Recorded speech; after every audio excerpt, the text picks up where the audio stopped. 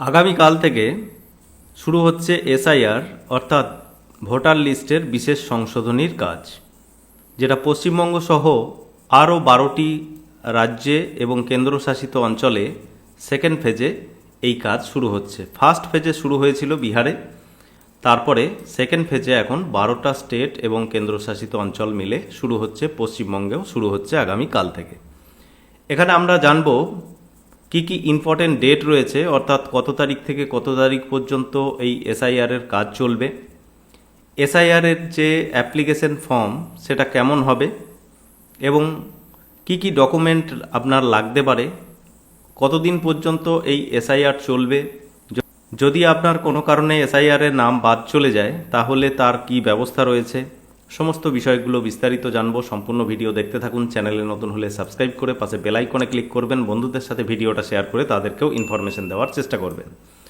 তো বন্ধুরা, দেখছেন এখানে election commission of India officially বিজ্ঞপ্তি জারি করেছে আজকে, যেখানে বলা হচ্ছে ফার্স্ট ফেজে বিহারে বিশেষ সংশোধনী ভোটার লিস্টের যে কাজ সেটা শুরু হয়েছিল এবং সেটা সাকসেসফুলভাবে কমপ্লিট হয়েছে। সেকেন্ড ফেজের কাজ শুরু হচ্ছে 12টা স্টেট এবং কেন্দ্রশাসিত অঞ্চল মিলে। কোন কোন স্টেটে এখানে এসআইআরের কাজ চলবে?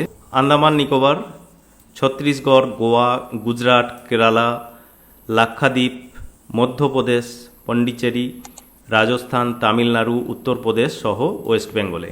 ইম্পর্টেন্ট ডেট যেগুলো এখানে বলা রয়েছে, এখানে দেখছেন প্রিন্টিং এবং ট্রেনিং পর্যায়ে শুরু হচ্ছে আগামীকাল থেকে, অর্থাৎ 28শে অক্টোবর থেকে চলবে 23রা নভেম্বর পর্যন্ত।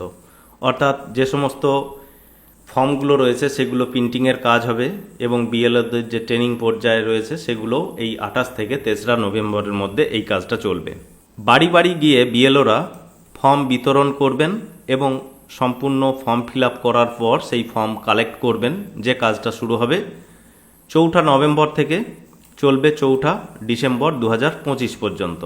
ডেটগুলো অবশ্যই আপনি খেয়াল রাখবেন এবং সেই অনুযায়ী আপনাদের বাড়িতে বিএলওরা আসবে এই ডেট অনুযায়ী, এবং একবার যদি আপনার বাড়িতে দেখা নাও পায় আপনাকে, পরবর্তীতে আবার ওনারা আসবে। তো প্রথমত আপনাকে ফর্মটা দিয়ে দেওয়া হবে, সেই ফর্মে কিভাবে ফিল আপ করতে হবে, কি করতে হবে না হবে ওনারাই বুঝিয়ে দেবেন এবং সেই মতো আপনি ফিল আপ করে দিতে পারবেন। সঙ্গে যা যা ডকুমেন্ট লাগবে সেগুলোও ওনারা দেখিয়ে দেবেন, সেই সমস্ত ডকুমেন্টও আপনি সেখানে শো করাতে পারবেন। এবার ডকুমেন্টের কথাও পরে আসবো আলোচনায়। এরপরে দেখুন, ডিসেম্বরের 4 তারিখ পর্যন্ত এই সমস্ত কাজগুলো কমপ্লিট হয়ে যাবে, বাড়ি বাড়ি যে ফর্ম ফিল আপের কাজ, যেটা আপনি অফলাইন অনলাইন দুটোতেই ব্যবস্থা থাকবে, তবে অফলাইনেই ফর্ম পেয়ে যাবেন, সেটা দিয়েই আপনি ফিল আপ করে জমা দেবেন। 3 নাম্বার হচ্ছে ড্রাফট রোল প্রকাশিত হবে, যেটা 9 ডিসেম্বর 2025 তারিখে। তারপরে এই ড্রাফট রোলে, অর্থাৎ এই যে ভোটার লিস্টটা প্রকাশিত হবে, এই রোলে যদি আপনার কোনো কারণে নাম বাদ চলে যায় এই এসআইআরের থেকে, তাহলেও আপনি ক্লেম বা অবজেকশনের সুযোগ পাবেন। ক্লেম এবং অবজেকশনের ডেট কত রয়েছে? 9 ডিসেম্বর 2025 থেকে 8ই জানুয়ারি 2026 পর্যন্ত আপনারা অবজেকশন জানাতে পারবেন। তারপরে সেগুলো হিয়ারিং বা শুনানি হবে ভেরিফিকেশন করে, সেগুলো 9 ডিসেম্বর থেকে 31শে জানুয়ারি 2026 পর্যন্ত। এই যে যাদের নাম কোনো কারণে যদি ভুলবশত বাদ যায় সেগুলো ভেরিফাই করে আবার হিয়ারিং হয়ে ভেরিফাই হয়ে 31শে জানুয়ারি 2026 পর্যন্ত এই কাজটা চলবে। তারপরে ফাইনাল পাবলিশড হবে, যে ফাইনাল রোল অর্থাৎ সংশোধিত যে ভোটার লিস্ট সেটা প্রকাশিত হবে 7ই ফেব্রুয়ারি 2026 তারিখে। তাহলে ডেটগুলো আশা করি আপনার মনে থাকবে, চাইলে এই পেজটা স্ক্রিনশট নিয়ে রাখতে পারেন। এরপরে দেখুন ডকুমেন্ট লিস্ট এখানে দেওয়া রয়েছে ইলেকশন কমিশনের তরফ থেকে। এই যে ডকুমেন্ট লিস্টটা দেওয়া রয়েছে, এখানে টোটাল 13টা ডকুমেন্টের কথা বলা রয়েছে। এই 13টা ডকুমেন্টের মধ্যে যে কোনো একটা থাকলেই হবে, বা 2002-এও যদি আপনার নাম থাকে তাহলেও কোনো সমস্যা নেই। তো সেই 2002 সালে যদি আপনার ভোটার লিস্টে নাম থাকে তাহলেও তো কোনো সমস্যা থাকছে না। এছাড়া এই যে সমস্ত ডকুমেন্টের কথা বলা রয়েছে তার মধ্যে যে কোনো ডকুমেন্ট দেখালেই হবে। এনি আইডেন্টি কার্ড, যেটা গভর্নমেন্ট আইডেন্টিটি কার্ড বা পেনশন পেমেন্টের অর্ডার রয়েছে, বা পেনশন কার্ড রয়েছে সেন্ট্রাল গভর্নমেন্টের বা স্টেট গভর্নমেন্টের পিএসইউ এর, তাদের ক্ষেত্রেও এই ডকুমেন্ট দিলেই হবে। এনি আইডেন্টিটি কার্ড বা certificate document issued by government, local authority, bank, post office, LIC, PSU, যেটা 1/7/1987 আগে। 1/7/1987 আগে যদি এরকম কোনো ডকুমেন্ট থাকে, অর্থাৎ ব্যাংকের পাসবই বা পোস্ট অফিসের পাসবই, এলআইসির দলিল, এই সমস্ত কিছু, তাহলেও আপনার কোনো সমস্যা নেই।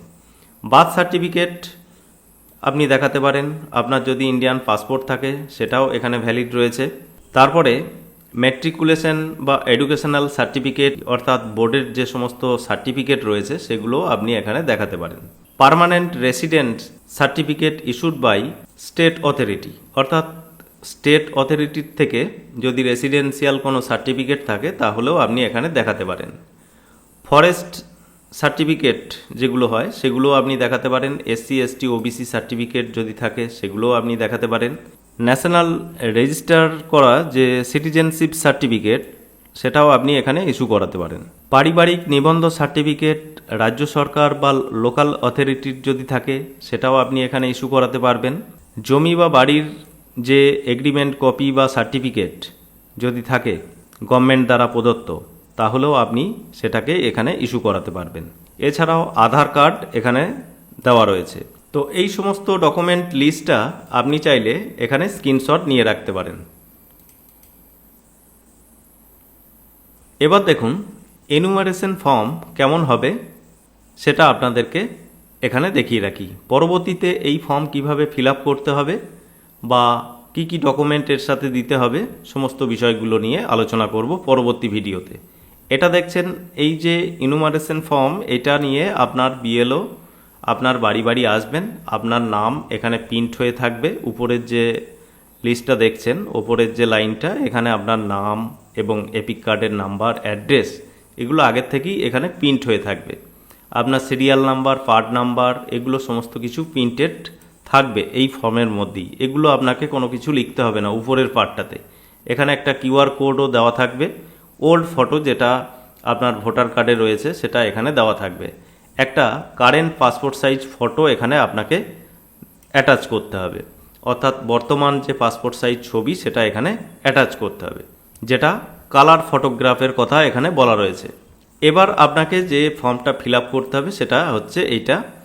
এরপরে এখানে আপনার date of birth fill up করতে হবে, ডেট, মাস এবং ইয়ার, এইভাবে আপনাকে ফিল আপ করতে হবে। তারপরে আপনার আধার কার্ডের নাম্বার এখানে এন্ট্রি করতে হবে, যদিও এখানে অপশনাল লিখছে তবুও আপনাকে এখানে দিতে হবে। আপনার মোবাইল নাম্বার, তারপরে আপনার ফাদার্স বা গার্জেন নেম এখানে এন্ট্রি করবেন। আপনার ফাদার্স বা গার্জেন্টের যে এপিক কার্ডের নাম্বার রয়েছে সেটা আপনাকে এখানে লিখতে হবে। আপনার মাদার্স নেম এখানে লিখতে হবে এবং আপনার মাদার্সের যে এপিক কার্ডের নাম্বার যাদের ক্ষেত্রে প্রযোজ্য তাদের ক্ষেত্রে এগুলো ফিল আপ করতে হবে। অর্থাৎ মাদার্স নেম তো দিতে হবে, তবে মাদার্স নেমের পাশে এপিক কার্ড নাম্বার সকলের না দিলেও চলবে। যারা বয়স্ক লোক রয়েছেন বা যে এজ লিমিট রয়েছে সেই অনুযায়ী আপনাকে এই সমস্ত ডকুমেন্টগুলো লাগবে। পরবর্তীতে এই নিয়ে আলোচনা করব। আপনার পাউস নেম অর্থাৎ স্বামী স্ত্রীর নাম এখানে লিখতে হবে, পাউসের এপিক কার্ড নাম্বার এখানে লিখতে হবে। এটা গেল এই পার্টটা। এরপরের পার্ট হচ্ছে এখানে দেখছেন এই যে পার্টটা আপনাদেরকে দেখালাম উপরের পার্টটা, সেটা আপনি ফিল আপ করলেন। এরপরে দ্বিতীয় পার্টটাতে হচ্ছে প্রিভিয়াস এসআইআরের যে ডিটেলসটা সেটা আপনাকে এখানে লিখতে হবে। প্রিভিয়াস এসআইআর অর্থাৎ 2002 সালে যে এসআইআর হয়েছিল সেই এসআইআরের ডিটেলসটা অনেকের ক্ষেত্রে এটা প্রযোজ্য হবে, সেগুলো আপনাকে এখানে লিখতে হবে। অর্থাৎ এই পার্টটা যদি আপনি দেখেন এখানে দেখবেন যে details of electoral role of the last SIR if applicable, যাদের ক্ষেত্রে এটা অ্যাপ্লিকেবল হবে সেই ক্ষেত্রে আপনার ইলেকটোরালে কি নাম ছিল, এপিক কার্ড নাম্বার কী ছিল, ইফ অ্যাভেলেবেল অর্থাৎ যাদের এপিক কার্ডের নাম্বার নেই তাদের ক্ষেত্রে না দিলেও চলবে। আপনার রিলেটিভ নেম কী ছিল, রিলেশনশিপ কী রয়েছে অর্থাৎ তার সাথে সম্পর্ক কী, ডিস্ট্রিক্ট, স্টেট এবং অ্যাসেম্বলি নেম, এখানে assembly number, part number, serial number, হ্যাঁ, এগুলো আপনাকে এখানে ফিল আপ করতে হবে। এবার যাদের ক্ষেত্রে আপনার রিলেটিভের নেমের সমস্ত ডিটেলস পূর্ববর্তী এসআইআরের ডিটেলসগুলো প্রয়োজন হবে। সকলের ক্ষেত্রে না, তবে কিছু কিছু ব্যক্তির ক্ষেত্রে এই পূর্ববর্তী যে এসআইআর হয়েছিল সেই এসআইআরের আপনার রিলেটিভ অর্থাৎ বাবা মায়ের যে ডিটেলসটা রয়েছে সেটা আপনাকে এখানে এন্ট্রি করতে হতে পারে। এখানে সেই সমস্ত ব্যক্তির সমস্ত ডিটেলসগুলো এখানে এন্ট্রি করতে হবে একই রকমভাবে, অর্থাৎ আপনার সাথে রিলেশন কি, স্টেট, ডিস্ট্রিক্ট, রিলেটিভ নেম, রিলেটিভের এপিক কার্ড নাম্বার, এগুলো। তো এই শেষের দিকের যে পার্টটা সেটা আশা করি আপনারা বুঝতে পেরেছেন। এরপরে ডিক্লারেশন রয়েছে, এই ডিক্লারেশনটা বুঝে নিয়ে আপনাকে এখানে সই করতে হবে এবং বিএলও এখানে সিগনেচার করবেন। তো এই ফর্মটা সমস্ত ফিল আপ হয়ে তারপরে আপনি বিএলওকে জমা দিয়ে দিতে পারবেন। আশা করছি সমস্ত ব্যাপারটা আপনার কাছে ক্লিয়ার হয়েছে। পরবর্তীতে ফর্ম প্রকাশিত হলে সেই ফর্মে কিভাবে আপনি ফিল আপ করবেন সমস্ত জায়গাগুলো আরও একবার আপনাকে ভিডিওর মাধ্যমে দেখাবার চেষ্টা করব।